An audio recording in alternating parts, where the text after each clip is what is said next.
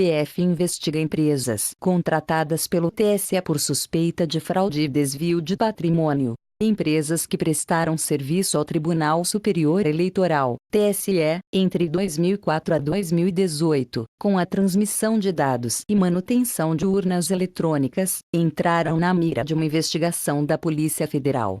Suspeitas de fraude, ocultação de patrimônio e desvio de bens recaem sobre uma série de companhias acusadas de esconder os ativos do grupo Probank, que prestou serviços em ao menos 4 eleições, para evitar o pagamento de dívidas e substituir o grupo em contratos com tribunais eleitorais. A PF investiga indícios de que equipamentos, funcionários e conhecimento tecnológico tenham sido repassados entre várias empresas, fundadas a partir de 2010 por diretores do grupo e novos sócios. A Probank teve a falência decretada em 2010 e deixou o calote de mais de 500 milhões para trabalhadores, credores e a Receita Federal. As manobras com a intenção de evitar bloqueio judicial de bens já foram parcialmente reconhecidas em decisões judiciais.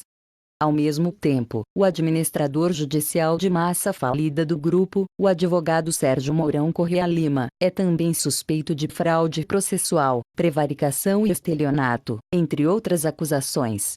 Ele foi responsável por apontar à justiça a ocultação de patrimônio da Probank, mas sua condução do processo, e de outros casos em que também foi convocado para administrar falências, tem sido questionada. Em uma gravação obtida pela PF, ele menciona a possibilidade de criar a justificativa para um acordo no caso Probank. Urna eletrônica usada no DF durante as eleições presidenciais de 2018. A gente tem que sentar e combinar como que vão ser os termos. Para, uma vez acertadas as condições do acordo, aí fazer a prova que a gente precisa para criar a justificativa para que aquele acordo seja celebrado, ele diz, no áudio. Eu posso ter uma decisão que vai condenar todo mundo solidariamente a pagar o montante total passivo, que é de 500 milhões. Então, o fato é o seguinte. Se a gente não fizer acordo, todo mundo vai pro mesmo barco. Há 2 semanas, em outro processo judicial, Corrêa Lima foi destituído da função e impedido de exercer a administração de falências pelos próximos 5 anos. A decisão da desembargadora Maria Albergaria Costa, do Tribunal de Justiça de Minas Gerais, o afastou da gestão na falência do consórcio Uniauto, o maior consórcio de empresas de Minas Gerais em 2002, quando foi liquidado. Ela determinou a investigação de um desvio de 91 milhões, bloqueados por ordem judicial, que estavam sob controle de Corrêa Lima. Procurado, o advogado pediu que a reportagem apurasse os fatos, consultando o mandado de segurança e o agravo de instrumento que versam sobre estes temas. No mandado de segurança de 79 páginas, impetrado contra a decisão da desembargadora, Corrêa Lima argumenta que a decisão de destituí-lo é ilegal e arbitrária, e que não tem qualquer gerência sobre o sistema que gere recursos bloqueados judicialmente, e, portanto, não poderia ser responsável pelo suposto desvio. No caso que envolve a falência da Probank, Corrêa Lima pediu à Justiça o bloqueio de bens de empresas que estavam fora do processo, para que fossem usados no pagamento de dívidas. Entre elas está a Transat Telecomunicação, que ainda está em atividade. Responsável pela transmissão de dados das urnas eletrônicas nas eleições de 2018, a empresa Transat é uma das companhias suspeitas de receber equipamentos desviados da Probank. Agentes da PF passaram a analisar a hipótese de a empresa ter se tornado destino dos ativos do grupo, em um inquérito instaurado há 3 anos para apurar os desvios de patrimônio. A empresa nega qualquer relação com o grupo falido. A Transat recebeu 100 milhões para manutenção nas urnas e eletrônicas e transmissão de dados para o TSE em todo o país em 2018, 2 anos após sua criação. Segundo a narrativa de Corrêa Lima nos processos judiciais do caso, os ativos teriam chegado à empresa após uma sequência de abertura de empresas. Cerca de 1 ano antes do pedido de recuperação judicial da Probank, em 2010, a empresa Engitec foi constituída no mesmo endereço. Essa empresa tinha como um de sócios o ex-presidente do grupo Probank, Elon Machado Guimarães Esteve, e o mesmo objeto social. Em 2013, a Justiça reconheceu que, na prática, as duas empresas integravam o mesmo grupo econômico.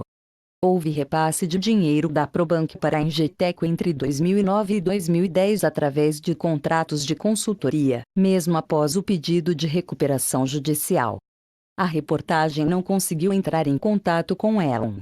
Os instrumentos, celebrados com a aparente aprovação de todos os administradores, foram simplesmente ferramenta de desvio de dinheiro para a Engetec, que posteriormente sucedeu às sociedades Probank via, inclusive na realização das eleições brasileiras, diz um trecho destacado pelo juiz Claver de Rezende ao relatar os argumentos na ação judicial.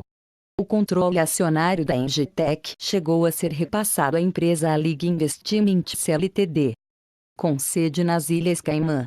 No processo, há alegações de que essa e outras empresas com sede no exterior serviram para desviar dinheiro e prejudicar credores. Em 2014, a Engetec repassou ativos para empresas do ex-secretário de Desenvolvimento Econômico de Minas, Rogério Nery de Siqueira da Silva. Sucessivas mudanças societárias em diversas empresas do ex-secretário sugerem que o patrimônio acabou em posse da 2 Telecom, fundada por Rogério Nery em 2016. Nesse período, o ex-secretário transferiu participações de sua empresa para o ex-diretor da Probank, Elon Guimarães.